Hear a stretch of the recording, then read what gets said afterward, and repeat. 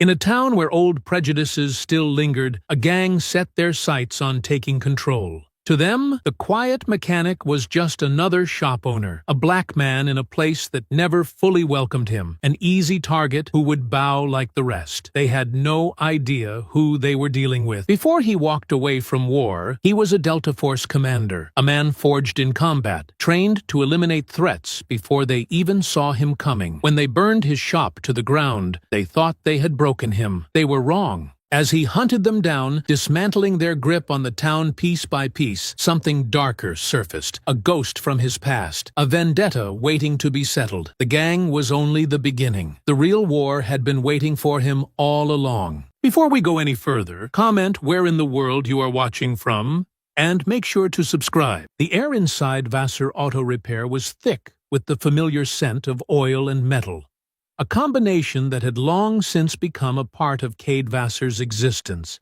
settling into his skin and clothing the way old memories did. Permanent, inescapable. The rhythmic ticking of a cooling engine filled the otherwise quiet space.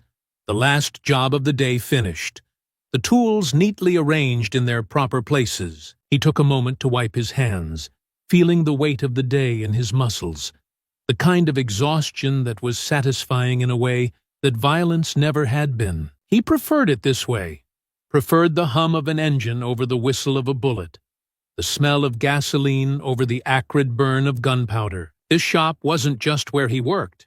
It was where he rebuilt himself, piece by piece, after walking away from a life that had trained him to be something else, something dangerous. It hadn't been easy, but nothing ever was for a man like him. The town had been hesitant to accept him at first. A black man owning a business in a neighborhood where old money still whispered in back rooms and looked down on people like him, it had been an uphill battle from the start. Some customers wouldn't even step foot inside, taking their cars to mechanics they trusted.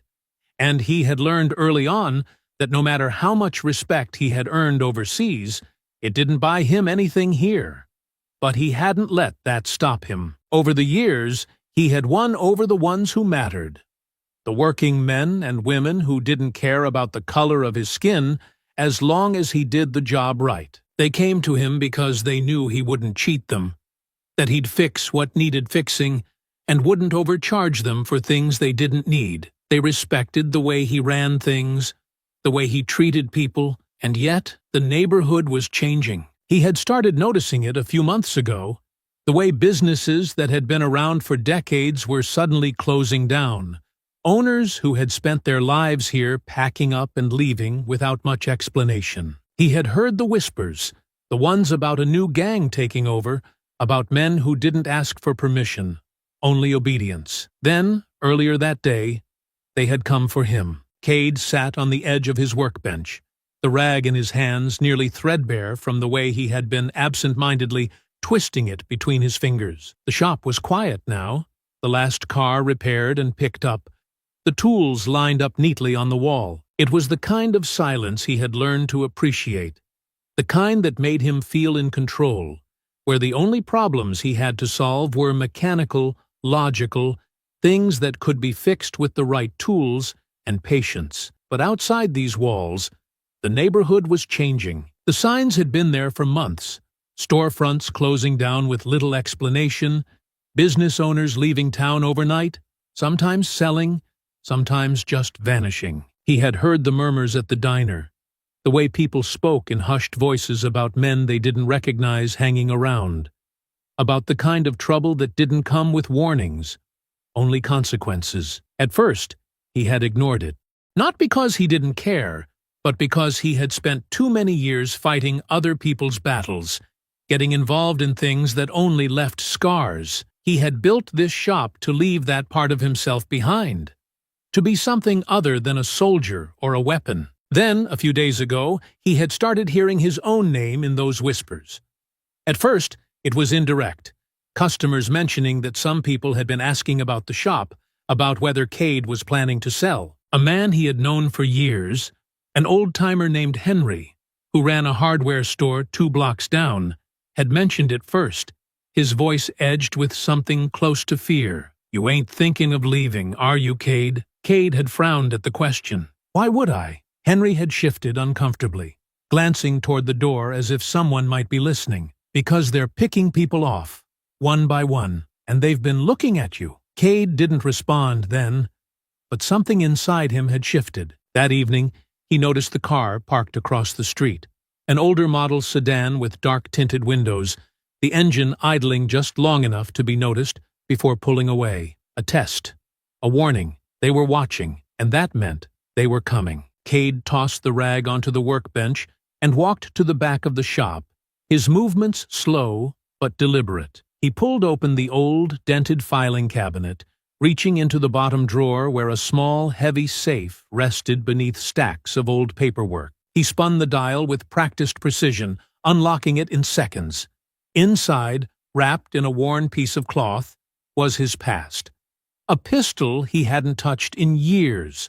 A combat knife he hadn't needed since the last time he was sent into a place where men didn't come back whole. He stared at them for a long moment, his fingers brushing against the steel before pulling away. Not yet. He wasn't ready to pick that life back up. But he had a feeling it wasn't going to be his choice. By the next morning, the trouble finally came walking through his door. It started with just one man, a lanky kid no older than 20, wearing a loose jacket and a cocky smirk, like he already knew how this was going to go. He didn't say much at first, just leaned against the doorway, looking around as if he had a stake in the place. "Nice shop," the kid said, running a hand along the door frame. "Been here long?" Cade didn't answer, just kept working on the old Ford in front of him. The kid didn't seem to mind the silence, his smirk widening. "Must be nice," he continued.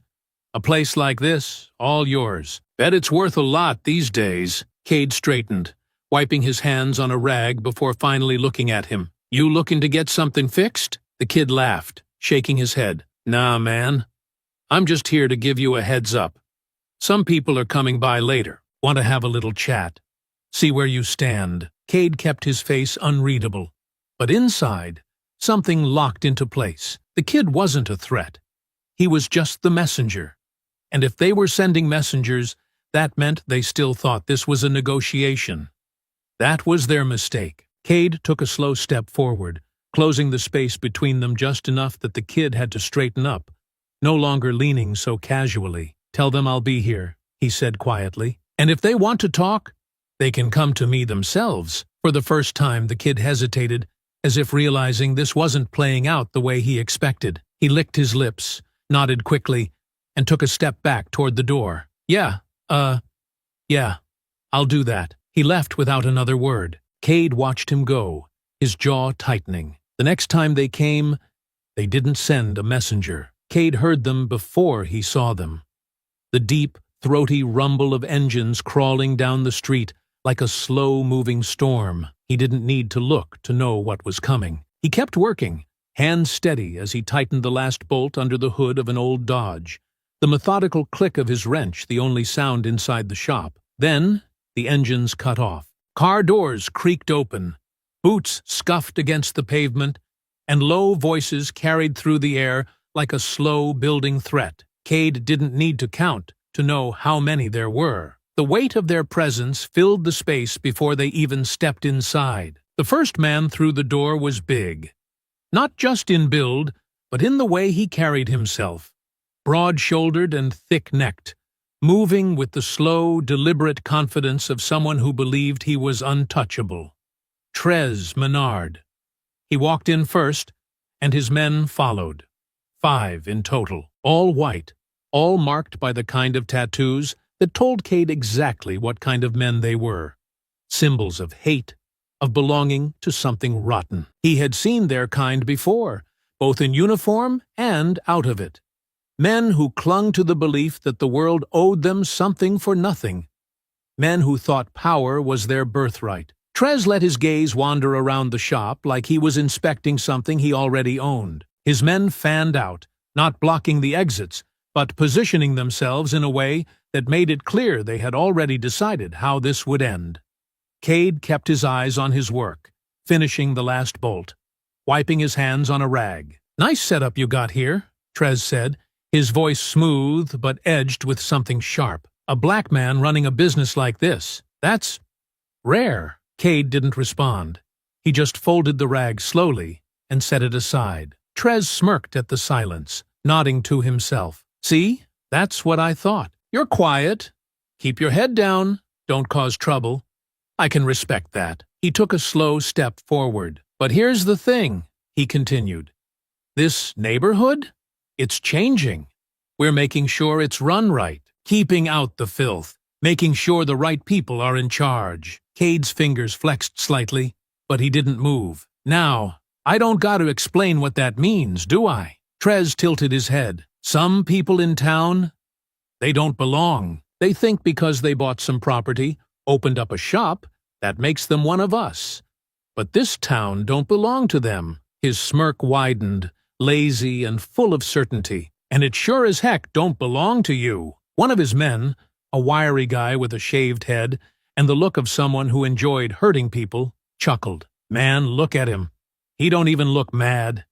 He thinks if he keeps quiet, we'll just let him be. Trez sighed, shaking his head. I was hoping we could work something out. Give you a chance to walk away on your own terms. Would have been the respectful thing to do. But if you're not smart enough to take a hint, well, he gestured around the shop. We'll just have to show you how things work. Cade finally met his gaze, steady, unblinking. That's supposed to scare me? Trez's smirk twitched.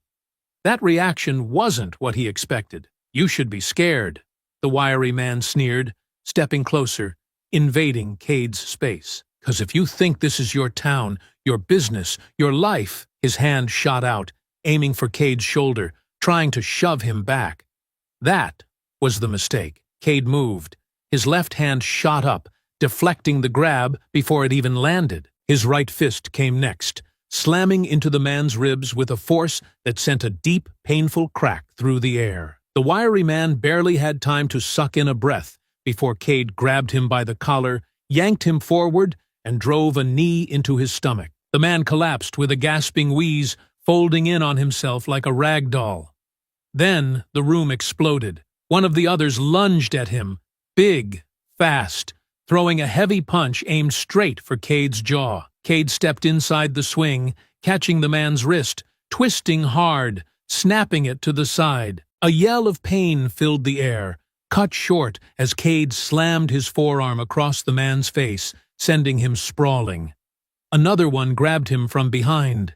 Cade shifted his weight, hooked his foot around the man's ankle, and whipped him off balance, sending him crashing into a stack of tools. 2 down, 2, 3 left. The fourth man, the biggest of them, barreled toward him like a freight train. Cade pivoted, letting the man's own momentum work against him. At the last second, he sidestepped, caught the back of his head, and drove him face first into the hood of the Dodge. Metal dented. The man slumped. And then there was just Trez. Cade turned slowly, breathing steady, his pulse hammering but controlled. He rolled his shoulders, adjusting his stance as he faced the last man standing. Trez hadn't moved yet. His smirk was gone now, replaced with something colder, calculating. He looked around at his fallen men, then back at Cade. And then, without a word, he took off his jacket. Trez shrugged off his jacket, rolling his shoulders like a man who had been waiting for this moment. His movements were slow, deliberate, not rushed or reckless like his men had been. Cade recognized it immediately. This man knew how to fight. The others had been enforcers, street-level muscle who relied on fear more than skill. But Trez, he was different. He stepped forward, his stance shifting ever so slightly. Balanced, controlled. He wasn't just some thug swinging wildly. He had been trained. You think you're special? Trez muttered, rolling his neck until it cracked. You think being some tough black war hero means you belong here? He took another step forward, lowering his center of gravity, eyes locked on Cade. You're just a guest in my town. Then he moved. Fast. Trez's right hand came in first, a sharp, straight jab aimed at Cade's chin. A setup. Cade dodged, but the moment he leaned away, Trez was already following up with a left hook. Fast, precise. It connected. The impact cracked against Cade's jaw, his head snapping to the side. The taste of iron bloomed in his mouth. Trez didn't give him time to recover. He pressed forward, throwing a knee into Cade's ribs, driving the breath from his lungs. But Cade wasn't just taking hits. He absorbed the impact, rolling with it, letting his body redirect the force rather than fight against it. Then he struck back. Trez's right hand came again, another jab. But this time, Cade didn't dodge. He caught it. With a sharp twist of his wrist, he trapped Trez's arm and pulled him forward, slamming his forehead into Trez's nose. The sound was wet and sharp. Trez grunted, stumbling back, blood now trickling down his upper lip, but he recovered fast. Cade barely had time to reposition before Trez lunged again, grabbing him in a clinch, trying to use his weight to drive Cade back against the workbench. Cade planted his feet, twisting his hips to break the grip before driving an elbow into the side of Trez's head. Trez staggered. Cade followed up with a sharp palm strike to the throat, not enough to crush it, but enough to disrupt his breathing for a second. Trez coughed, his stance faltering. A crack in the armor. Cade pressed forward. He threw a hard right hook to the ribs, felt the satisfying impact against bone. Another shot to the solar plexus. Then Trez adjusted. With sudden force, he drove his shoulder into Cade's chest, knocking him backward. Cade barely had time to react before Trez's fist came again, slamming into his ribs. Hard. Pain flared up Cade's side, but he gritted his teeth. Trez moved in to capitalize, throwing a wild overhand right. Too slow. Cade dipped under it, hooked his foot around Trez's ankle, and swept his legs out from under him. Trez hit the concrete hard. Cade didn't hesitate. He dropped onto him, pinning his arm before driving his fist down. Once, twice, 3 times. Each punch landed clean, sharp impacts against Trez's jaw. But the man was tough. With a growl, Trez bucked, twisting his hips, rolling Cade over. Now, Trez was on top. He wasted no time, slamming an elbow down into Cade's face. Cade felt his vision flash white for a second. Trez's hands wrapped around his throat. "Should have stayed in your place," he hissed, squeezing tight. Cade's breath vanished. The pressure was immense, fingers digging into his windpipe. He felt his pulse hammering against the grip, felt the world closing in. But he wasn't done. He forced his legs up, hooking them around Trez's body before twisting his hips. The shift in weight sent both of them rolling again, Cade back on top. But this time, he ended it. Cade's left arm wrapped around the back of Trez's neck, pulling him forward into a tight guillotine choke. Trez gasped, his body jerking as he tried to push free. But Cade locked it in tighter. The veins in Trez's neck bulged. His grip weakened. His legs kicked. And then, his body slackened. Cade let go. Trez slumped onto the ground, barely conscious, his chest rising and falling in ragged breaths. Cade sat back, inhaling deeply, wiping blood from his mouth. His ribs ached. His jaw throbbed, but he was still standing. The others, the ones he had already dropped, were watching now, stunned, uncertain.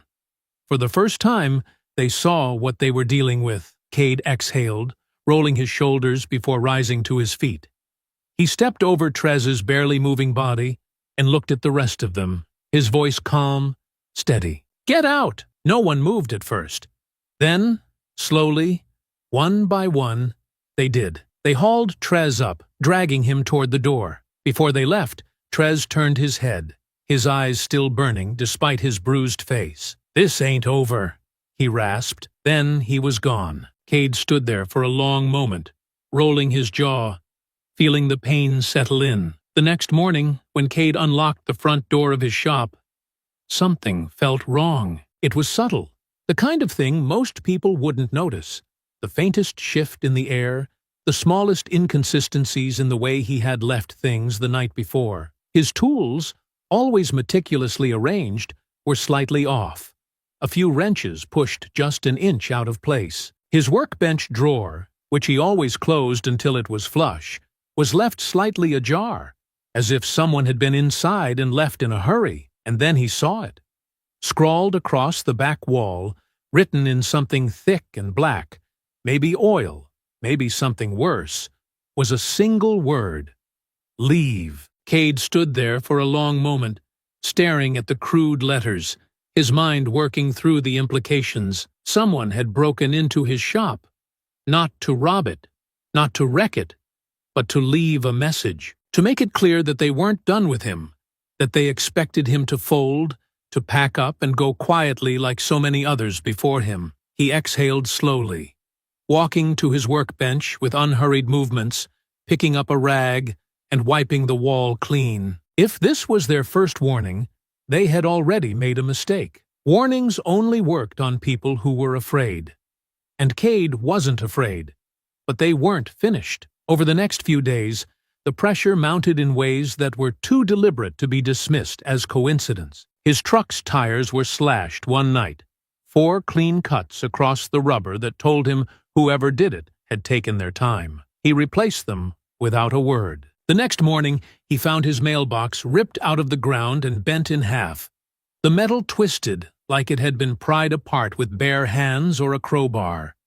He set it back up and moved on. Then, the whispers started. Customers he had known for years began avoiding his shop, their words clipped, their eyes darting toward the door as if they were waiting for someone to walk in and catch them speaking to him. They left quickly, some making flimsy excuses, others simply turning away without saying anything at all. And then there was Henry. The old man had been coming to Cade's shop since the first day he opened, always bringing his old Chevy in for a tune-up, always making small talk about the town and the way things used to be. But when Cade saw him in the grocery store parking lot that afternoon, there was a tightness in the way he walked, a tension in his shoulders that hadn't been there before. Henry pulled him aside, voice low, eyes scanning the lot like he expected someone to be watching. "You need to leave, son," he muttered. "They ain't gonna stop. They're making it clear. You either give in, or they'll take you apart, piece by piece." Cade studied him for a long moment, watching the way his hands trembled slightly as he spoke. "You talking about Trez?"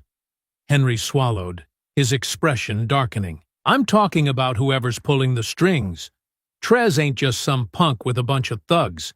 He's getting orders, and he's following them." Cade frowned, the weight of Henry's words settling into place. "Orders from who?" Henry hesitated, his face going pale. "I don't know, and I don't want to know." He sighed heavily, rubbing a hand down his face. "You're a good man, Cade, but you can't fight the whole world. Think about what you're risking here." Then he turned and walked away, leaving Cade standing in the parking lot, with the knowledge that this wasn't just about business, wasn't just about a fight between men with different ideas of ownership. This was bigger. And then came the fire. It happened 3 nights later. Cade had been sleeping light ever since the trouble started, a habit he had never fully shaken from his time overseas, the kind of instinct that never truly left a man once it had been sharpened enough. So when the sound came, a muffled pop, like a small explosion, his eyes were open before his brain had even caught up. Then came the smell, smoke. His heart slammed against his ribs as he shoved his boots on and bolted for the door, his legs carrying him faster than his mind could process. But the moment he reached the street, the sight of it hit him with full force. His shop was burning. Flames had already swallowed the front half of the building, the heat rolling off in suffocating waves, the glow casting long, flickering shadows against the pavement. He could hear glass shattering, metal groaning as the fire ate through the structure that had taken him years to build. The roof, once sturdy and solid, had begun to sag, flames licking hungrily at its edges, threatening to cave it in at any moment. The scent of burning rubber, of scorched oil and gasoline, filled the air, thick and acrid, stinging his throat as he took a step forward, helpless to do anything but watch. Neighbors had come out of their homes, standing in their doorways or huddled in small groups, their faces illuminated by the fire. Some of them were whispering, others just watching in silence. Someone had called the fire department, but Cade knew it wouldn't matter. It was too late. And then, Through the waves of heat, through the smoke and chaos, a car rolled past. It moved slowly, deliberately, its tinted windows too dark to see inside. But Cade didn't need to. He already knew who was watching. The flames crackled louder, the heat intensifying, and as Cade took another step forward, he felt the sharp sting of embers hitting his skin. The fire was alive now, raging, devouring, refusing to be controlled. And it wasn't finished yet. The heat still lingered in the air by the time the fire had finally begun to die.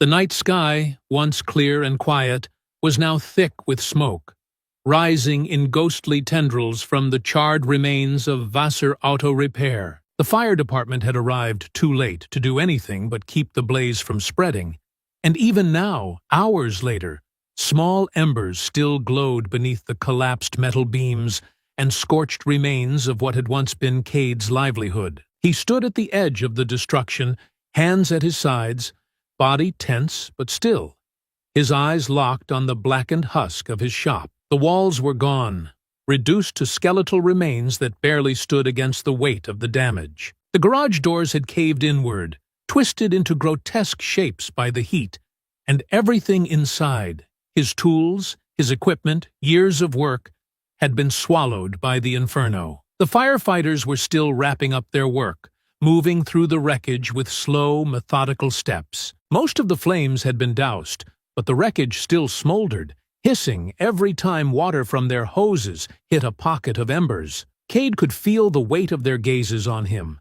Pity, maybe, or silent questions they were too professional to ask. One of them, a tall man with a soot-streaked uniform and weary eyes, finally approached, adjusting the strap of his helmet as he stopped a few feet away. "You the owner?" Cade didn't take his eyes off the shop. "Yeah," the firefighter exhaled, glancing back at the wreckage before speaking. "We contained it as best we could, but there wasn't much to save. Fire spread too fast, too hot. Whoever did this knew what they were doing." Cade's jaw clenched slightly. What was the source? The firefighter hesitated, then nodded toward the side of the building. "Started near the rear entrance. Accelerant was used. Gasoline, maybe something stronger. There was an ignition device, most likely a Molotov or something similar. We'll have to confirm once the inspectors come through. But this wasn't an accident." Cade had already known that. Still, hearing it confirmed sent something cold through his veins. Not anger, not yet. Something deeper, something sharper. "Arson?" he asked, voice low. "Without a doubt." The firefighter wiped a hand across his forehead, sighing. "We see a lot of fires in this job. But this was personal." Cade knew that, too. He stepped forward then, moving past the firefighter before the man could tell him not to, stepping carefully over fallen beams and shattered glass. The ground beneath his boots was still warm, the air thick with the scent of burned metal and rubber, but he didn't slow down. He needed to see it for himself. His steps took him toward the back of the shop, where the fire had started. The structure almost entirely collapsed in on itself. The rear door had been blown inward, its hinges warped. The metal buckled from the heat. Then he saw it, buried beneath the charred remains of his tool cabinets and workbenches, just barely visible under a pile of fallen debris. Something small, round, and metallic. He crouched, brushing away the ash and soot, fingers wrapping around the object as he pulled it free. A scorched glass bottle. The bottom was shattered, the edges jagged, but the neck and body remained intact, the faint scent of gasoline still clinging to the inside. A Molotov. They had done this the old-fashioned way. Up close, personal. They hadn't used a bomb or some remote detonation. They had walked up to his shop, thrown this inside, and stood back to watch it burn. His grip tightened around the bottle. A deliberate choice. A message. He turned the glass in his hands, eyes scanning the surface, and that's when he saw it. A smudged fingerprint, barely visible beneath the soot. Whoever had thrown this had been sloppy. Cade exhaled slowly, lowering the bottle as he rose to his feet. He had enough training to know that fingerprints wouldn't be fully usable in this state, but that didn't matter. He didn't need a perfect print. He didn't need police reports or evidence files. He already knew who was behind this. Trez had sent his people to burn him out, to leave him with nothing, to send the message that there was no place for him here. But Trez had made one mistake. He had left Cade standing. And now, it was Cade's turn. The night stretched long and heavy over the town, pressing down in a silence that felt unnatural, the kind of stillness that signaled something had already happened, something irreversible, something violent. The smell of smoke still clung to the air, faint but lingering, a cruel reminder that even though the flames had died, their message had not. Cade moved through the streets like a shadow, his presence unnoticed, his steps quiet, his focus locked onto one goal. He had been watching for hours, waiting for the moment when one of them would be alone, waiting for a chance to extract what he needed. The gang had been celebrating ever since the fire, their confidence swelling, their guard slipping. They believed their job was done. They thought they had proven their point, but they didn't understand what kind of man they were dealing with. Richie Carter was the perfect target. He wasn't one of Trez's top men, wasn't someone whose absence would send alarms blaring, but he was close enough to the fire to know what had really happened. He had been there that night, watching, laughing, convinced he was part of something bigger than himself. He had seen the destruction firsthand, had soaked in the glow of the flames as if it were some kind of victory. And now, Cade was going to make sure he regretted it. He followed Richie from the bar, watching from a distance as the man staggered slightly, the effects of alcohol slowing his reflexes, making him sloppy. He exchanged parting words with another gang member before heading toward the alley where his car was parked. Cade had already checked.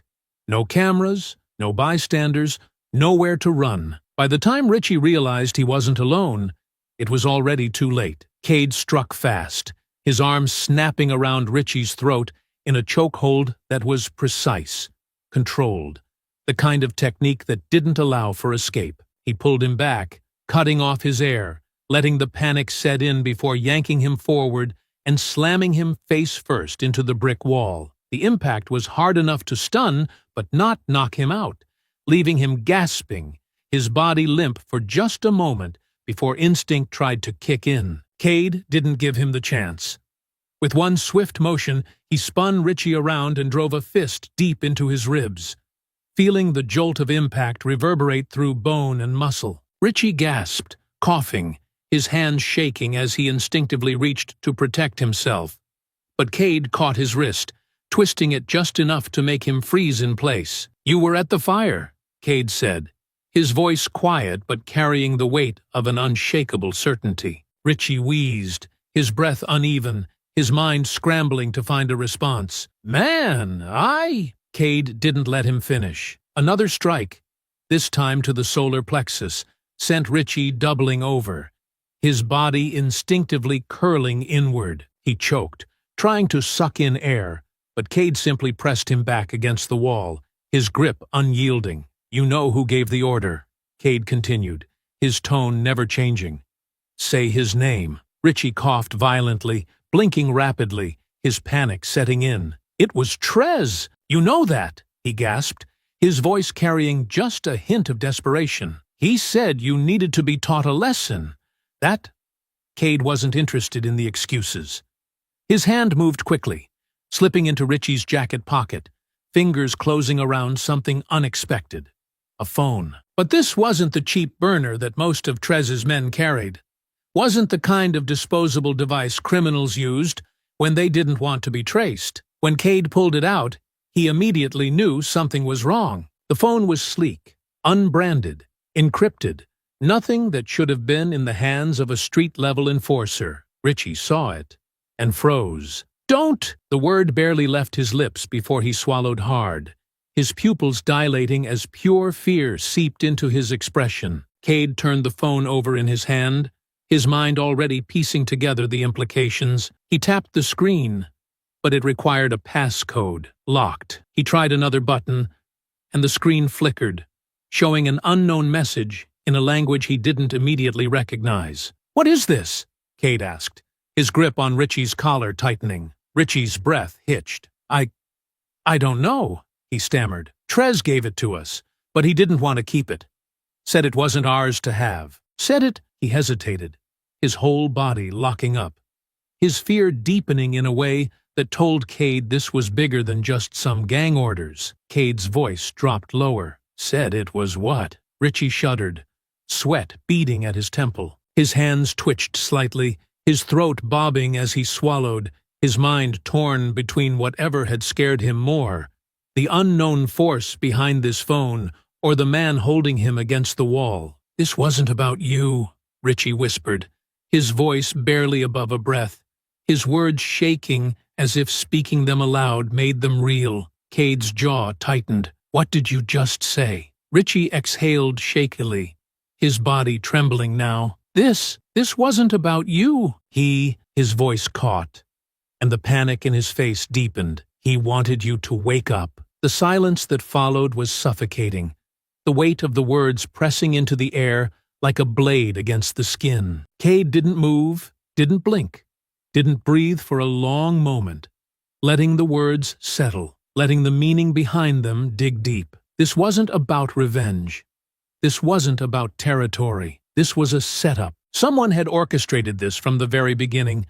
Someone who wanted Cade to react, to fight back, to see the flames and the destruction, and understand that it had never been about taking something from him. It had been about forcing him into the game. And now, standing there with an encrypted phone in his hand and a gang member shaking in his grasp, Cade knew one thing with absolute certainty. Whoever he was, Cade was going to find him. And when he did, there would be no hiding. The night had stretched into morning by the time Cade made it back to his safe house, a small, unmarked storage facility on the outskirts of town, tucked away behind an abandoned lot where no one would think to look. The air inside was thick with dust, the scent of rust and old oil clinging to the walls, remnants of a time when this place had been used for something other than survival. It wasn't home, but it was secure.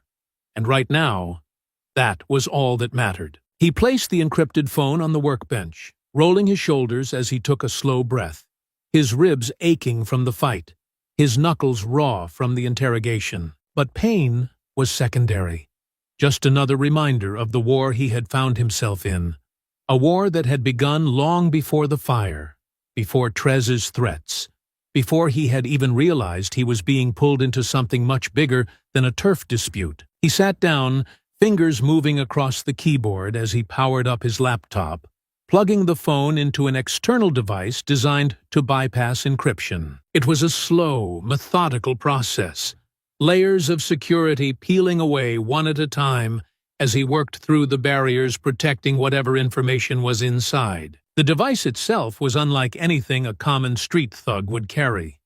Not a cheap burner phone passed between gang members, but something far more sophisticated, the kind of hardware used by people who understood the importance of keeping secrets. Cade watched the screen as the decryption software did its work, each step bringing him closer to the truth. Minutes stretched into an hour, and then, finally, the lock broke, and the messages appeared in a format Cade recognized all too well. There was no unnecessary chatter, no wasted words, only cold, efficient instructions, written with the kind of precision that came from a military-trained mind. The first message confirmed what he had already suspected. Someone had been watching him that night, observing his reaction to the fire, waiting for him to take action. The second message, sent hours later, suggested that the orchestrator had expected resistance, had wanted Cade to push back, as if the destruction of his shop had not been about silencing him, but about forcing him into motion. But it was the third message that made his blood run cold. It was simple, almost casual in its delivery, but the weight behind it hit him like a freight train. Whoever had sent these orders, whoever had been pulling the strings behind Trez and his men, had sent just 3 words after the fire had done its job. 3 words that turned everything Cade thought he knew on its head. He's awake now. The words settled over him like a heavy fog, thick and suffocating, the implications slamming into him all at once. This had never been about revenge or control, had never been about forcing him out of town or making an example out of him. This had been a test, a carefully constructed trap designed not to break him, but to wake him up. And then he saw the name attached to the messages, Raoul Kessler. The breath he had been holding left his lungs slowly, his fingers tightening around the edge of the workbench, his mind struggling to accept what was right in front of him. He read the name again, as if repetition would somehow make it less impossible, less absurd. But no matter how many times he stared at the screen, the name didn't change. Raoul Kessler was dead. At least, that was what Cade had believed for years. He leaned back slightly, exhaling through his nose as memories he had long since buried began to rise from the depths of his past.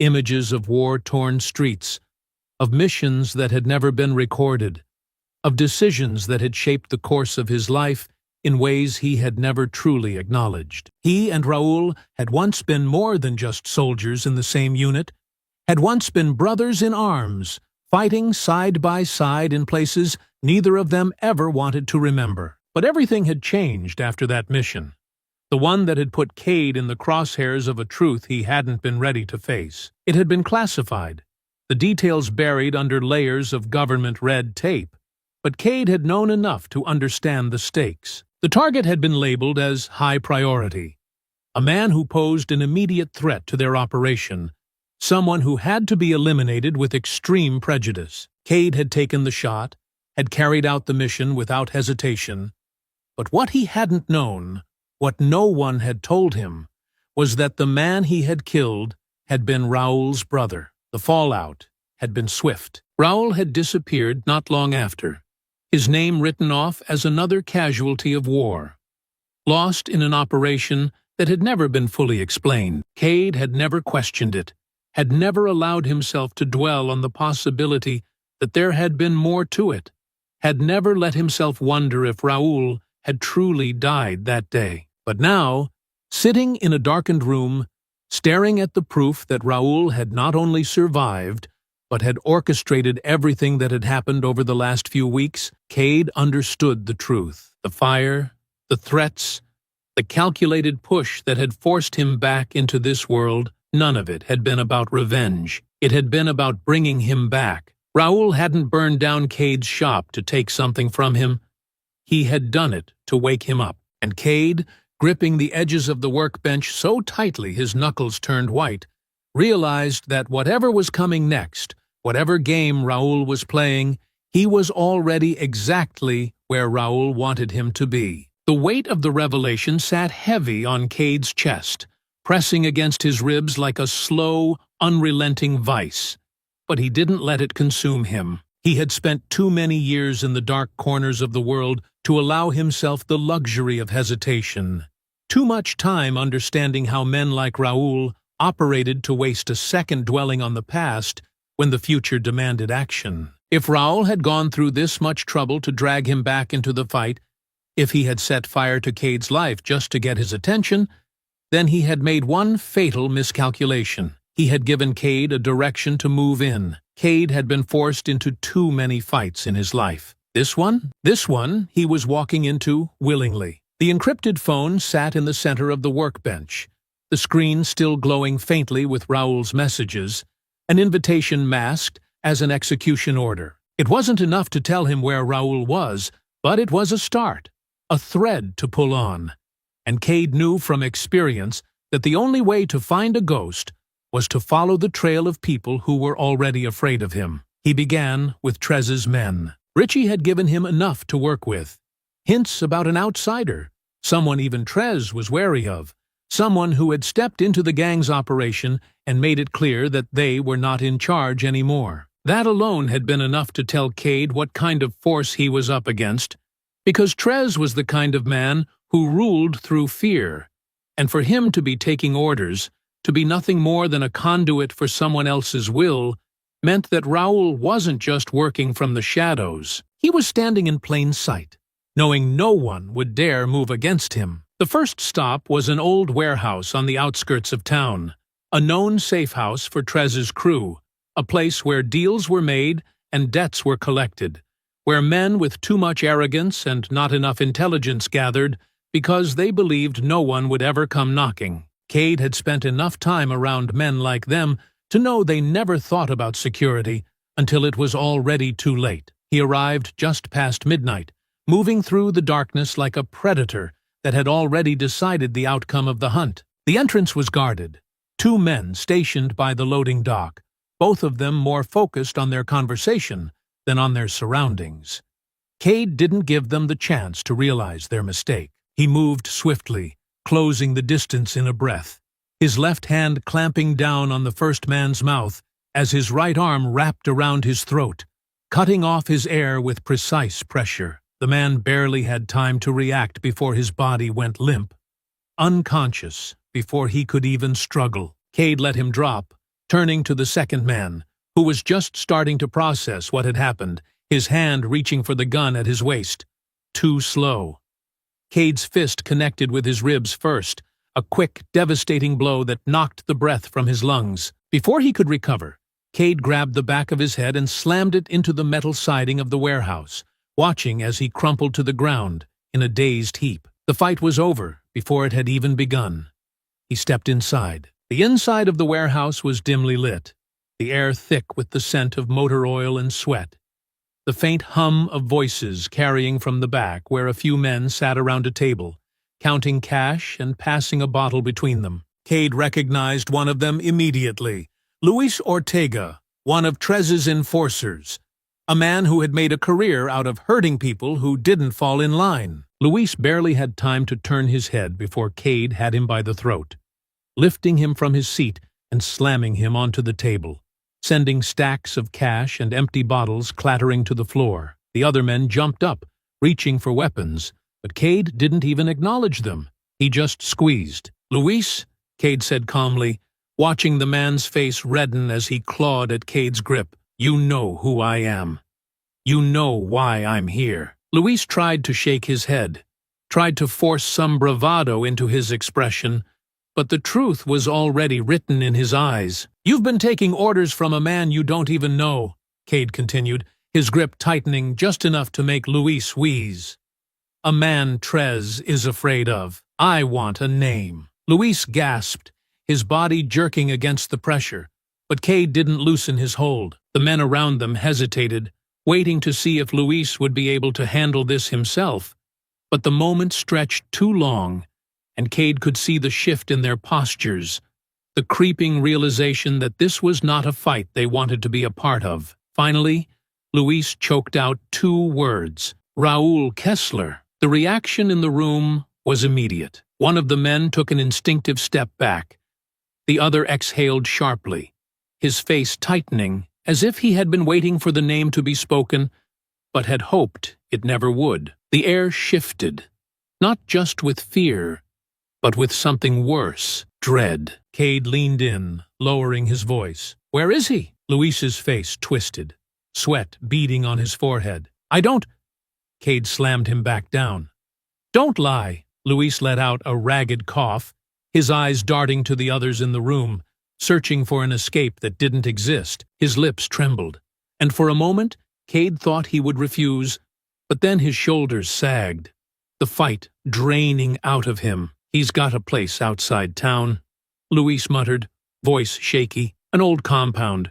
Used to be some kind of military storage site. He doesn't stay there long, always moving, but if you want to find him, that's where you start." Cade released him, letting him drop to the floor in a coughing heap. He didn't need to hear anything else. The road stretched long and empty ahead of him, its winding path cutting through the dense darkness of the outskirts.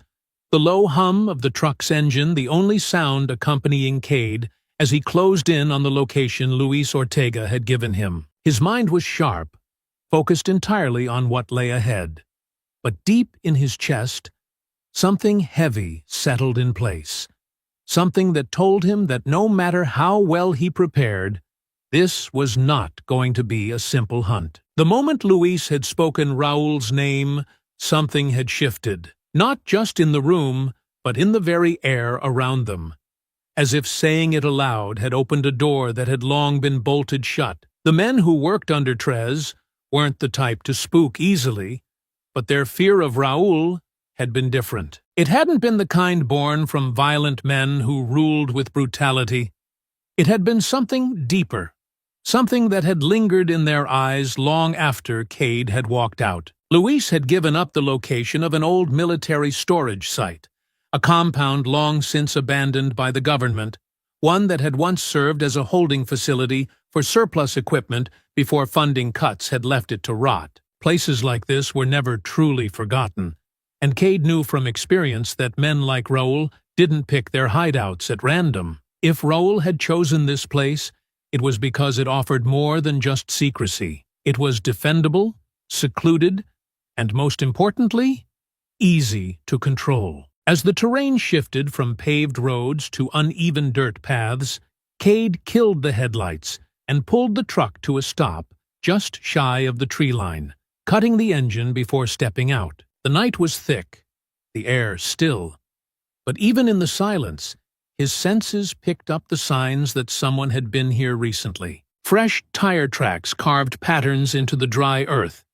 Cigarette butts littered the ground near a section of fencing that had been reinforced with newly welded metal, and the faint scent of burnt oil hung in the air. This place wasn't abandoned. It had been reactivated, repurposed for something more. He moved carefully, his body slipping into the disciplined rhythm he had spent years mastering, his steps measured, his breathing even. He kept to the shadows, following the natural contours of the terrain until he reached the perimeter, pausing just long enough to take in the scene ahead. The compound consisted of a series of squat, reinforced buildings, their rusted exteriors betraying years of neglect.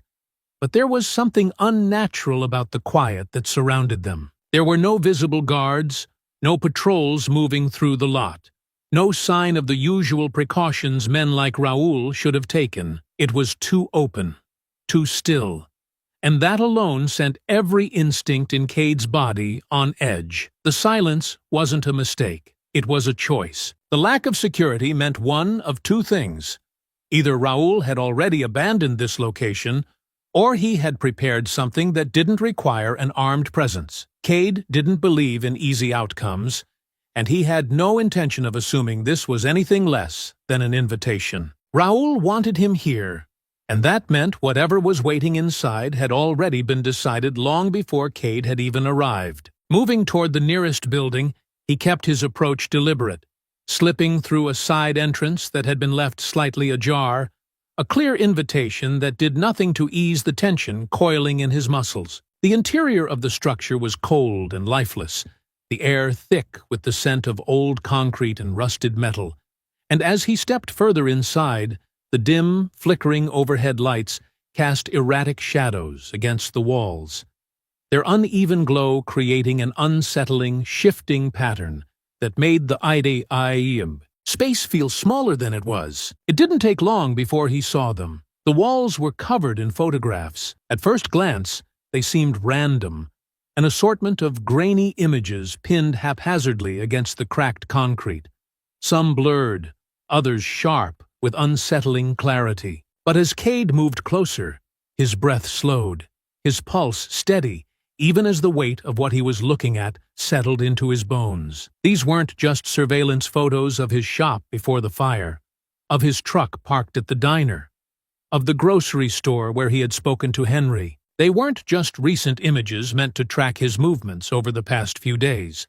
Some of these were older, taken from places he had long since left behind, moments he had assumed no one had been watching. And at the very center of the display, positioned carefully, deliberately, was a black-and-white photograph, a single image of him and Raoul. The picture was dated, its edges slightly curled, but there was no mistaking it. It had been taken years ago, long before Raoul had been declared dead, before everything had fallen apart. The realization settled deep, an unspoken confirmation that this wasn't just about luring him back into the fight. This had been in motion for longer than he had ever imagined. Before he could react, the lights cut out.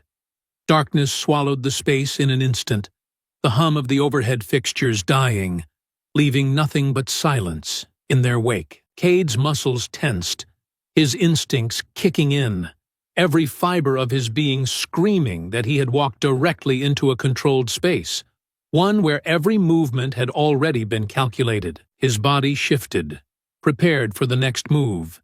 But then a voice broke through the stillness, low and measured, the words carrying no urgency, no anger, only a calm certainty that sent a chill through the air. "You took your time getting here." The sound came from the far end of the room, and as Cade's vision adjusted, a faint light flickered to life, revealing the outline of a figure standing just beyond the reach of the shadows. He didn't need to see the details to know who it was. Raoul had been waiting for him. Cade exhaled slowly, his fingers flexing at his sides as his mind locked onto the reality of what stood before him. He had spent the last few days chasing a ghost, searching for a man he had believed was long dead. But now, face to face with the truth, he understood that Raoul had never been the one hiding. Every step Cade had taken had been designed to lead him here. Every move had been orchestrated. And now, standing in the heart of the trap, he knew with absolute certainty that whatever was about to happen had already been decided long before he ever stepped through that door. Raoul had not just wanted him to come. Raoul had expected it. And Cade, standing there in the glow of that single flickering light, realized that the real game had only just begun. The silence between them was as heavy as the years they had spent apart. The space between them filled not just with time, but with the weight of something unfinished.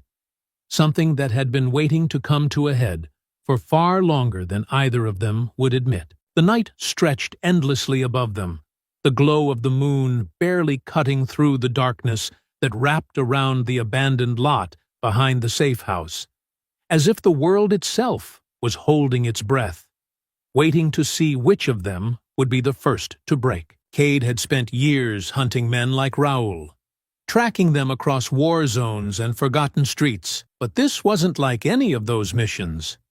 He wasn't staring down an enemy, wasn't facing a terrorist or a target with a bounty on his head. This was something far worse. This was a man who had once been his brother in arms, a man he had fought beside, a man he had believed had died long ago, a man who had spent years making sure Cade ended up standing right here. Raoul had planned every moment of this, had set the fire, had orchestrated every move that had forced Cade back into the hunt.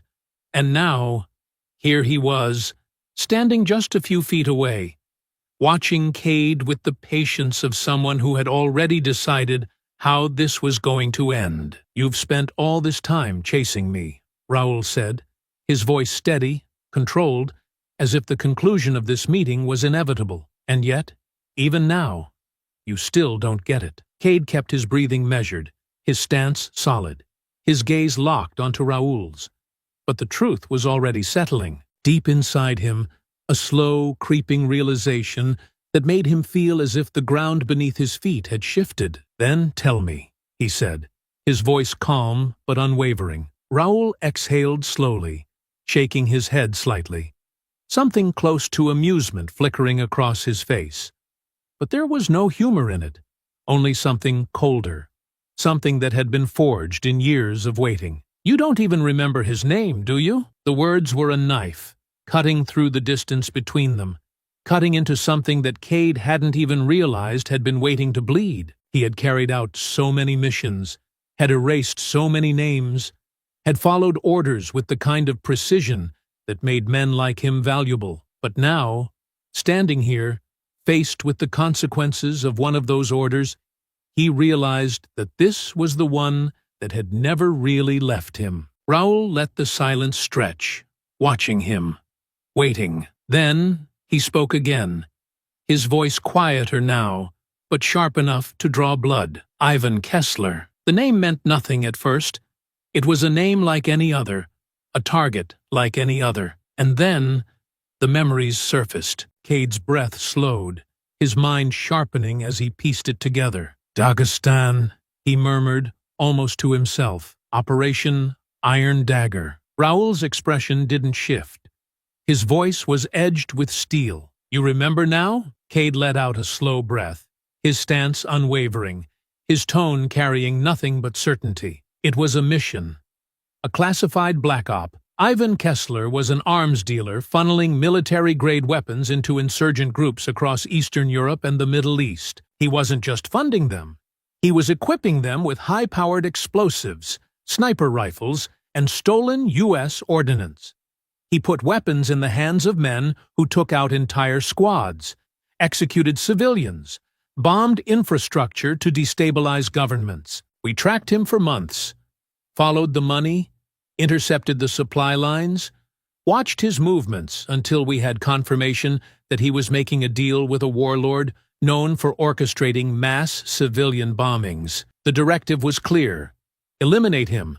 No capture, no extraction, just a kill order. Raoul's breathing had changed now, but Cade wasn't done. He was in an abandoned factory that night, second floor, surrounded by guards.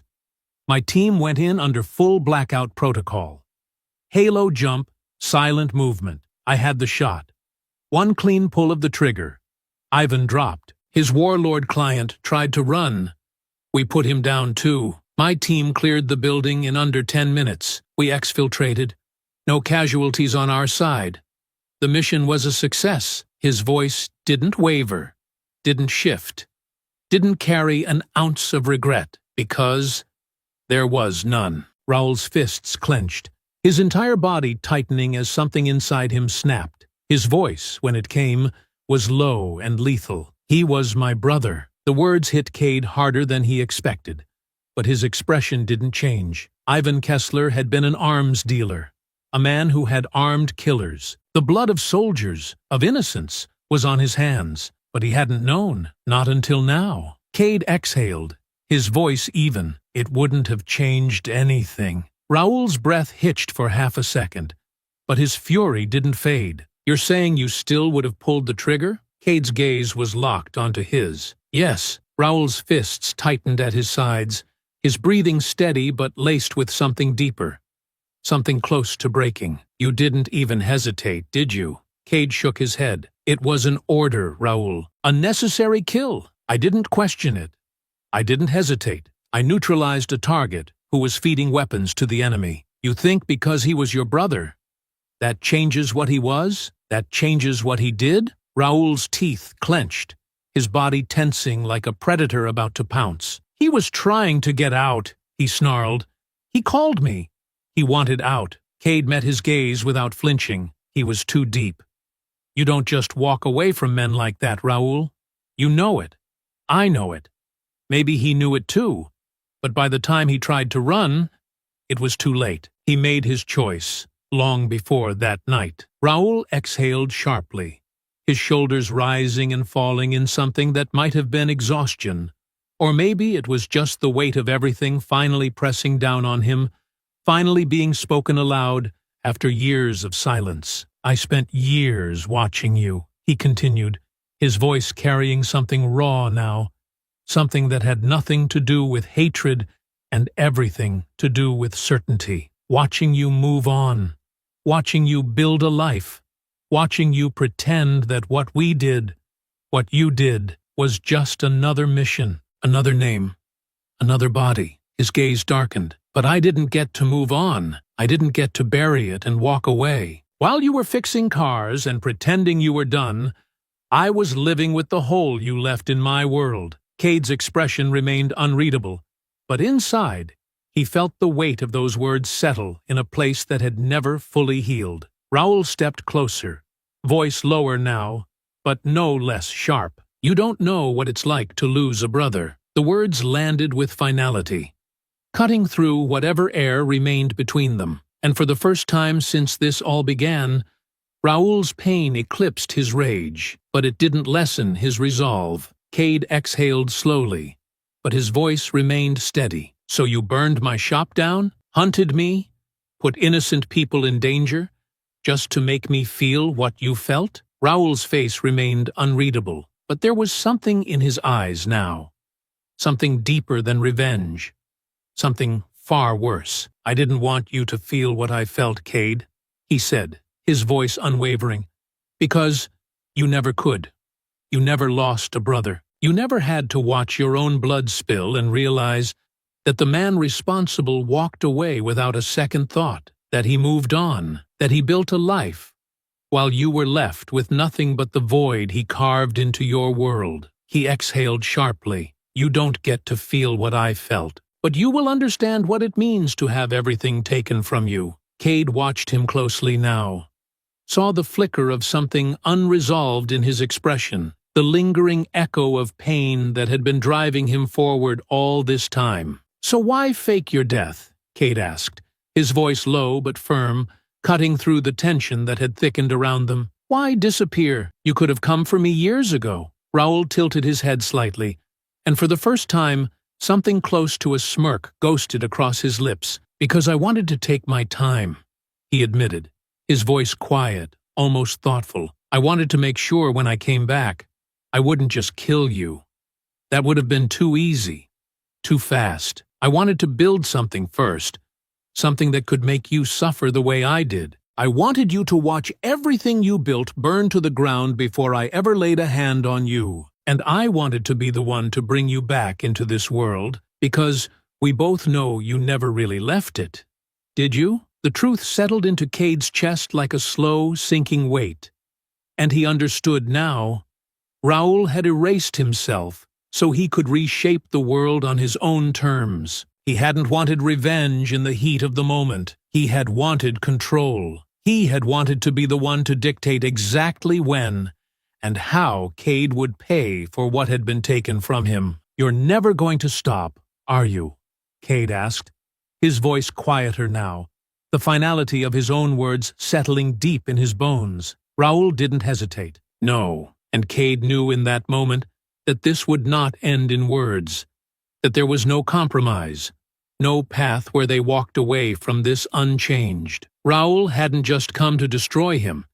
He had already decided that Cade was never going to truly live again. There was only one way this ended. And Cade, breathing steady, muscles tense, body already preparing for what was to come, was done running from it. The air between them felt thick, suffocating in a way that had nothing to do with the night and everything to do with the weight of what had been left unsaid. The open lot behind the safe house stretched around them, empty but heavy with the tension that neither of them had tried to diffuse. It had never been about peace, never about resolution.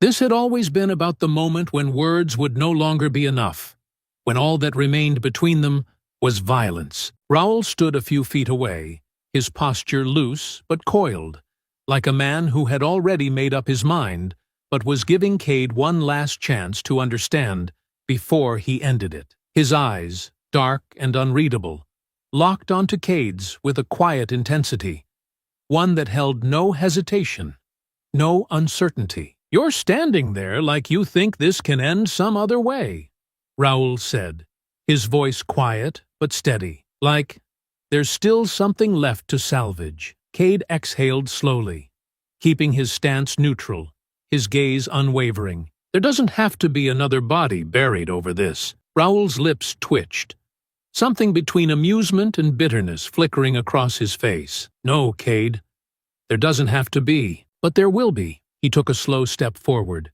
his movements deliberate, as if testing just how far Cade was willing to let him get before he reacted. "Because this isn't about what has to happen. This is about what needs to happen." Cade's jaw tightened, but his voice remained even. "You think killing me brings him back?" Raoul laughed, a low, sharp sound that held no real humor. "No, nothing brings him back.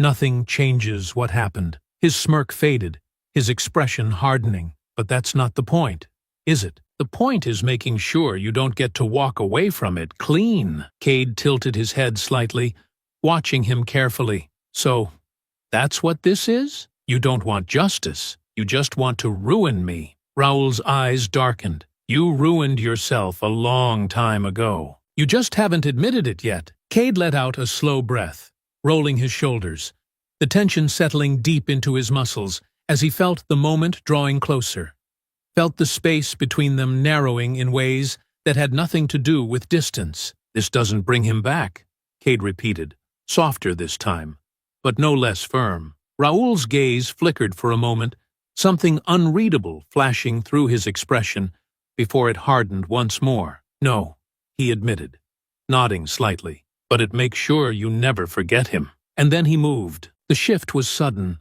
a blur of motion as Raoul closed the distance, his arm snapping forward in a quick, brutal strike aimed at Cade's throat. Cade reacted instantly, twisting out of the way, but Raoul was already pivoting, already adjusting, his knee driving up toward Cade's ribs with practiced precision. Cade blocked it with his forearm, the impact reverberating up his arm, but there was no time to think, no time to process. The fight had begun, and neither of them was going to stop until the other was down. Cade countered fast, stepping inside Raoul's reach and landing a solid elbow to his ribs, forcing him back a step. But Raoul didn't hesitate.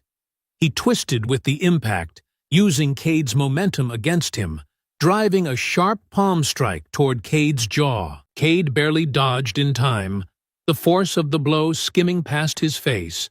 But before he could retaliate, Raoul was already moving again, pressing forward with relentless, calculated strikes meant to dismantle him piece by piece. They had fought together once, had trained together, had bled together in places neither of them spoke about. They knew each other's movements, knew each other's strengths, knew exactly how the other would react before they even moved. That was what made this fight so dangerous. Raoul swept low, trying to take Cade's legs out from under him, but Cade anticipated it, jumping back just in time before lunging forward, tackling Raoul hard enough to drive him backward. They crashed into the side of the safe house, the impact sending a shudder through both of them.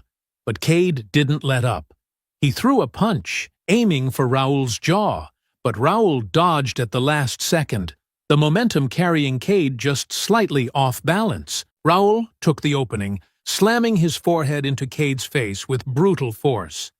Cade staggered back, pain exploding through his skull, blood already trickling from where Raoul's head had split his brow. His vision blurred for half a second, but he forced himself to recover, gritting his teeth against the pain as Raoul smirked. "Not bad," Raoul muttered, wiping blood from the corner of his mouth, "but you're still holding back." Cade inhaled sharply, shifting his stance, every muscle in his body burning but his focus sharper than ever. "You sure about that?" Raoul grinned, but there was no warmth in it. "Yeah, but don't worry.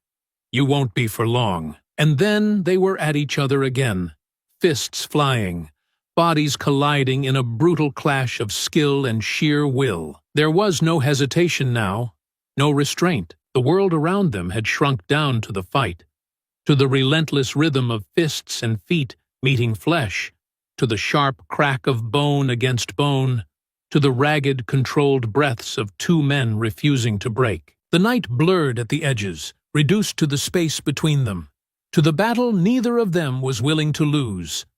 Raoul struck first again, his movements fluid, sharp, efficient, a soldier trained for war, every attack aimed with the intent to dismantle, to control, to break. Cade barely dodged the first strike, a sharp elbow aimed for his temple, but the second landed, a vicious knee driving into his ribs, knocking the wind from his lungs. He gritted his teeth, pushing past the pain, catching Raoul's arm before the next blow could land, twisting hard and forcing him off balance. But Raoul had spent years fighting in places where balance didn't matter, where instinct and adaptation were the only things that kept a man alive. He twisted with Cade's hold, rolling into the momentum instead of resisting it, using his weight to drive them both to the ground. They hit hard, the impact rattling through them both, but neither hesitated. Cade struck first, his fist hammering into Raoul's ribs, feeling the sharp give of cartilage, a grunt of pain escaping Raoul's lips. It was the first real sound of damage Cade had heard from him.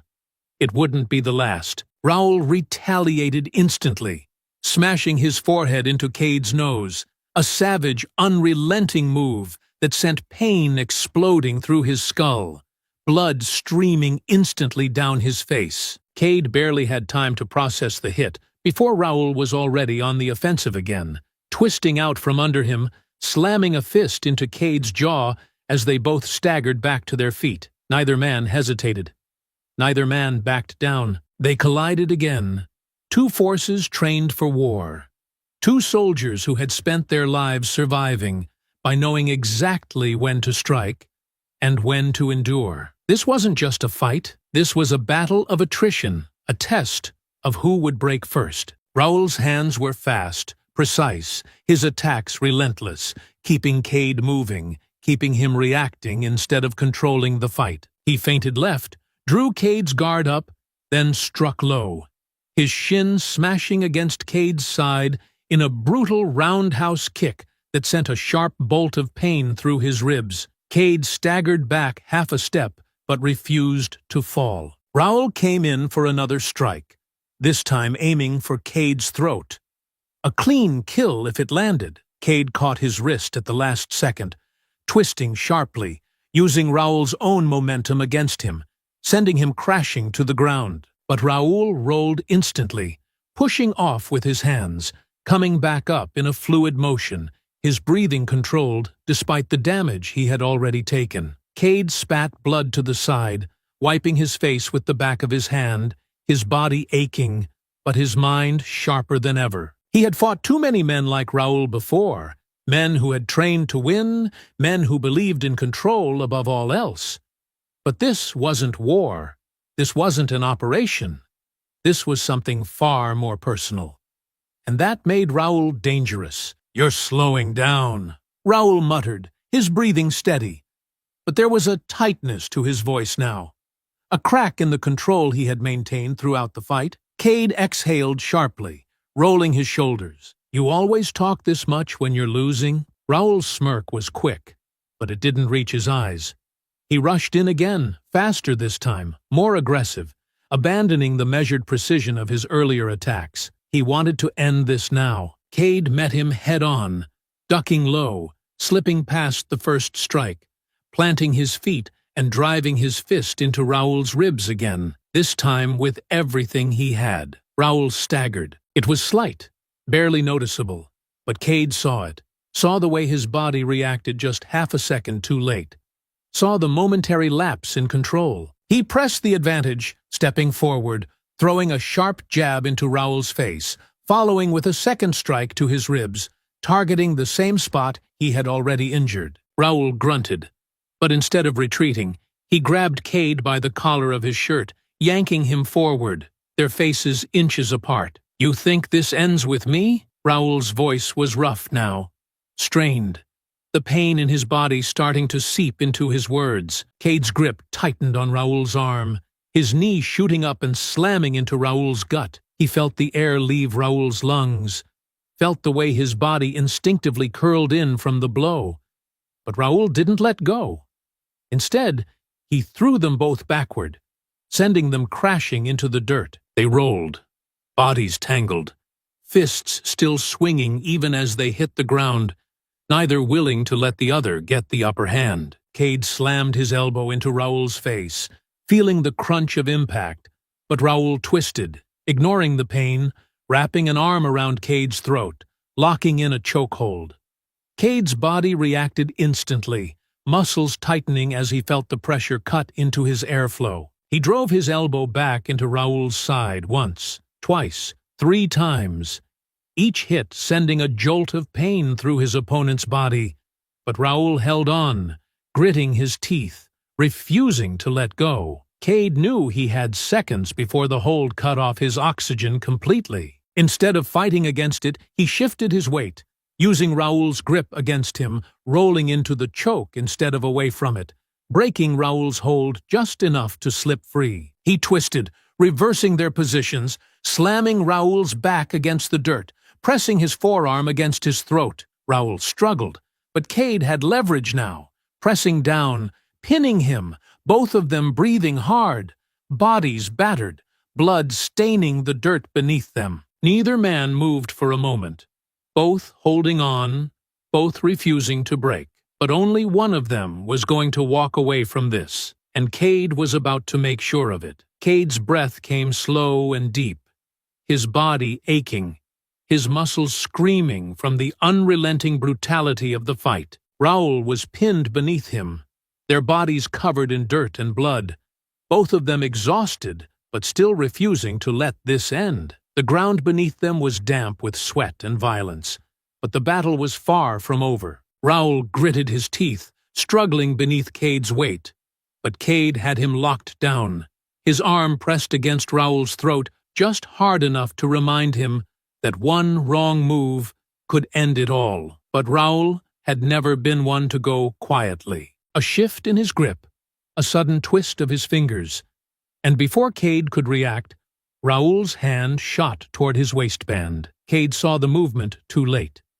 The glint of steel caught the faint light, the blade of a Swiss knife flicking open in an instant. Raoul drove it forward. Cade barely moved in time, twisting his body just enough that the knife slashed across his side instead of plunging into his gut. Pain flared, sharp and immediate, but he didn't let it slow him. Raoul had crossed a line now. No more bare fists, no more honor. This was about survival. Raoul used the momentary distraction to shove Cade off, rolling free and getting to his feet, his chest rising and falling hard, the knife gleaming in his bloodied grip. He wiped his mouth with the back of his hand, smirking despite the bruises swelling across his face. "You really thought this was going to end with just our fists?"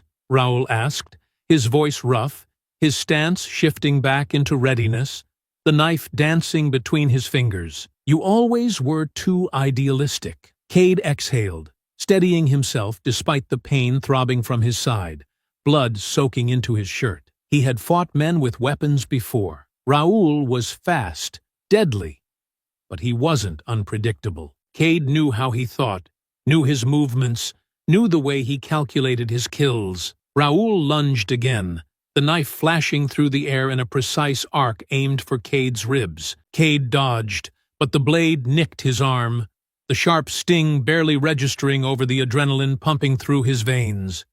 Raoul pressed forward, the strikes quick, the knife slicing through the air between them, forcing Cade to stay on the defensive, dodging by inches, waiting for his moment. Raoul was skilled, but Cade had learned long ago that knives weren't about speed. They were about opportunity. And Raoul was getting desperate. Cade waited, watching, letting Raoul think he was pushing him back, his own movements calculated, forcing Raoul to overcommit. And then he did. Raoul swung wide, aiming for Cade's throat. But the strike was just a fraction too aggressive, a fraction too eager to finish the fight. Cade saw his opening. He caught Raoul's wrist, mid-swing, twisting violently. The knife clattered to the ground, but Cade didn't stop there. He yanked Raoul forward, locking his arm, flipping him over his shoulder. Raoul hit the ground hard, his breath leaving him in a sharp gasp. But Cade wasn't done. Before Raoul could react, Cade straddled him, grabbing his wrist and twisting it behind his back, his other arm wrapping around Raoul's throat in a chokehold so tight there was no escape. Raoul struggled, his body jerking, but Cade's hold was unbreakable. Cade's grip tightened, his muscles burning, his heartbeat thudding in his ears. He could end this. Right here. Right now. A little more pressure.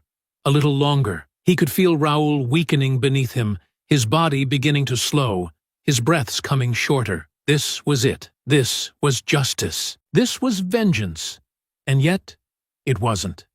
Cade's grip faltered for a split second, and in that moment, the weight of everything crashed down on him. Killing Raoul wouldn't undo the past. It wouldn't bring his brother back.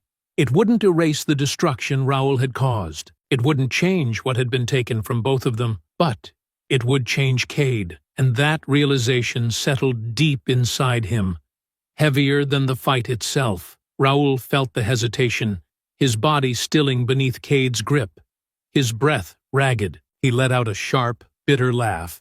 barely more than a whisper. "You can't do it, can you?" His voice was hoarse, strained from the lack of air. "You're still pretending you're the better man." Cade exhaled sharply, his grip tightening for half a second. Not enough to kill, but enough to remind Raoul that he could, that he was making a choice. And then he let go. Raoul coughed violently, rolling onto his side, sucking in deep, ragged breaths, his body trembling from the fight, from the edge he had been hanging over. He didn't move to attack, didn't reach for the knife still lying in the dirt between them. He just lay there, staring at Cade through bruised, bloodshot eyes, something unreadable flickering across his expression. Cade pushed himself up, his body screaming in protest, his hands shaking as the last remnants of adrenaline coursed through his veins. He had won. And yet, standing over Raoul, he didn't feel like a victor. "You're wrong about me," Cade said finally, his voice rough but steady. "I'm not pretending to be the better man." He looked down at Raoul, his chest rising and falling with exhaustion. "I just refuse to be like you." Raoul chuckled, the sound dry, bitter, broken. "Maybe that's worse." Cade didn't respond. The fight was over. But what came next? That was something neither of them knew. For now, Cade turned away, and Raoul, still lying in the dirt, didn't try to stop him. The dust settled, the night stretched quiet, and for the first time in years, there was nothing left to fight for. Raoul sat on the ground, bloodied and broken, the fire in his eyes flickering but not entirely gone. Cade stood over him, chest heaving, the weight of every decision pressing down on him. They had torn each other apart, ripped open old wounds, and in the end, it had never been about winning. Raoul coughed, shaking his head as he wiped blood from his mouth. "You should have killed me," he muttered, voice rough, barely above a whisper. "That's how this kind of thing ends." Cade exhaled slowly, shaking his head. "Not this time." Raoul chuckled, low and bitter. "You always were too stubborn for your own good." Cade wiped sweat and blood from his brow, his body screaming in protest. But there was no hesitation in him anymore. He wasn't the man Raoul wanted him to be. Raoul met his gaze, something shifting in his expression, something that wasn't anger, wasn't hatred, it wasn't quite understanding, but it was close. He nodded once, slow, accepting. "So, what now?" Cade glanced down at him, jaw tightening. "Now, you answer for what you've done." Raoul let out a slow breath, head tilting slightly, his exhaustion finally settling in. "You really think you can bring me in?" His voice wasn't mocking, just curious. "A ghost like me? You stopped being a ghost the second you set fire to my world," Cade said. Raoul didn't argue.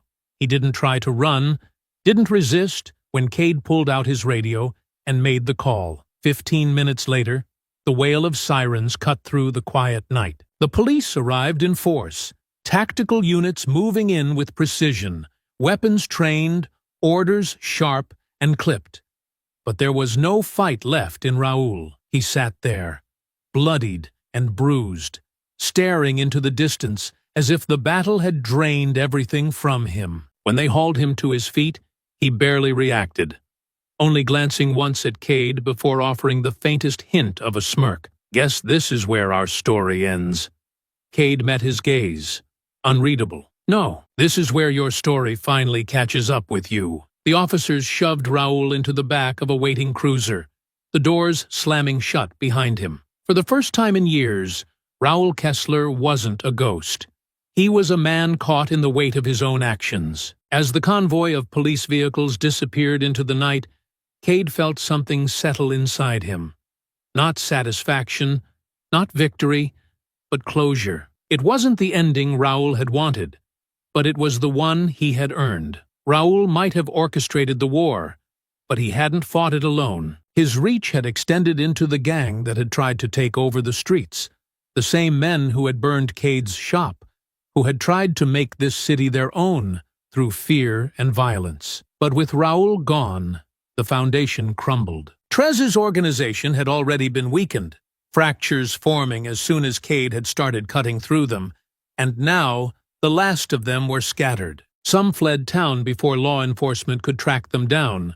Others turned on each other, and the unlucky ones were caught in the wave of arrests that followed. Names that had once controlled entire neighborhoods were now nothing more than prisoners waiting for sentencing. By the time the dust settled, the gang was done. No more extortion, no more fear, no more control. The city was finally free. The town didn't just move on. They reclaimed what had been taken. The scars left behind by the gang's reign of fear slowly faded, replaced by something stronger. Businesses reopened without the shadow of extortion hanging over them. People walked the streets without glancing over their shoulders, and the weight that had once pressed down on the neighborhood lifted, piece by piece. It wasn't just about the arrests, or the fact that the gang had been dismantled. It was about the people, about the way they had come together, stood their ground, refused to be intimidated. What had started as fear had turned into something unshakable, a quiet understanding that they had fought back and won, and in the end, that mattered more than anything. The fire had taken Cade's shop, but in its place, something new had risen. Not just walls and steel, but a reminder that no matter how much destruction tried to break them, this town would always rebuild. For the first time in a long time, Cade Vassar had nothing left to fight. No enemies waiting in the shadows, no ghosts whispering from the past, no war demanding his return. The weight that had settled in his chest for years had lifted, not all at once, but gradually, with each step he had taken toward reclaiming what was his. The past had come for him, had tried to drag him under, but he had come out standing. The shop wasn't finished yet, but it was more than just a pile of steel and lumber now. It had taken shape, a framework of something new, something stronger than before. He still had work to do, but for the first time, that work didn't feel like a burden. It felt like a choice. As he stood outside, watching the last of the volunteers packing up for the day, he found himself appreciating the quiet, not the kind of silence that came with waiting for the next fight, but the kind that came with knowing the fight was finally over. Henry walked up beside him, hands in his pockets, his usual smirk softened by something that almost resembled pride. "You did good," he said simply, nodding toward the shop. Cade huffed, shaking his head. "Didn't do it alone." "No," Henry agreed. "But you stuck around long enough to see it through." He glanced at Cade, his expression turning more thoughtful. "That's new for you, ain't it?" Cade didn't answer right away. He let the question settle, let himself think about what it meant, because Henry wasn't wrong. For years, he had been running from war, from the past, from the weight of everything he'd lost. But he wasn't running anymore. For the first time in a long time, Cade Vassar wasn't running from war. He was building something worth fighting for. And this time, no one would burn it down. I hope you enjoyed that story. Please share it with your friends and subscribe so that you do not miss out on the next one. In the meantime, I have handpicked 2 stories for you that I think you will enjoy. Have a great day.